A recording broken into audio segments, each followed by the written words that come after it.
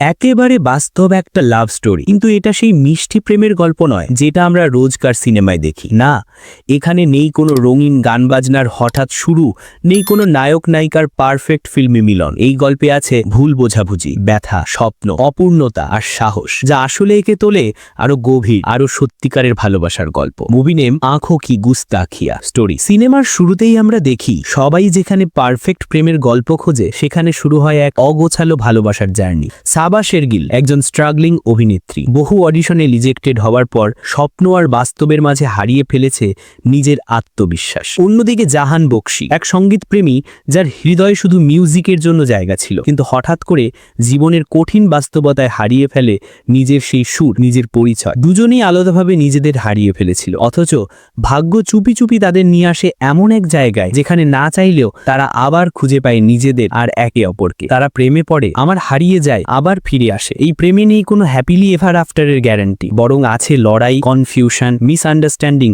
আর চোখে চোখে কথা বলা। এখানেই তো আসল প্রেম, একটু গুস্তাখি, একটু ব্যথা আর অনেকটা সত্যি। কেমিস্ট্রি যে মন ছুঁয়ে যায়। সাবা আর জাহানের কেমিস্ট্রি যেন কোনো স্ক্রিপ্টেড রোম্যান্স নয়। তাদের সম্পর্কের ওঠানামা, দূরত্ব আর কাছে আসা, সবকিছুই যেন আমাদের জীবনের মতো বাস্তব। কখনো দুজন একসাথে থেকেও দূরে, আবার কখনো দূরে থেকেও কাছাকাছি। জাহানের চোখে সবসময় একটা প্রশ্ন, তুমি কি আমায় বুঝতে পারো? আর সাবার চোখে, তুমি কেন আমায় বোঝনি? এই চোখের ভাষাতেই যেন বলে যায় সব কথা।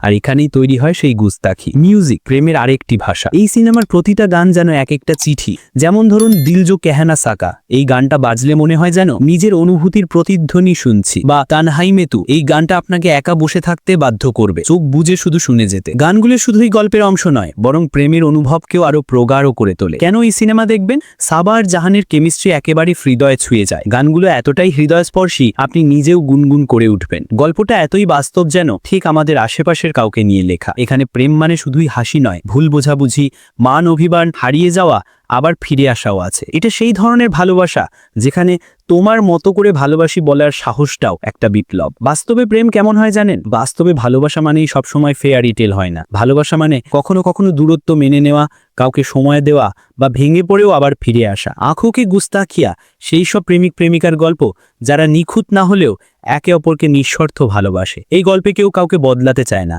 বরং নিজের ভাঙা অংশগুলো একে অপরের পাশে রেখে নতুন করে গড়ে তোলে। শেষ কথা, যারা মিষ্টি কিন্তু বাস্তব প্রেমের গল্প খোঁজেন, এই সিনেমা আপনার জন্য একদম পারফেক্ট।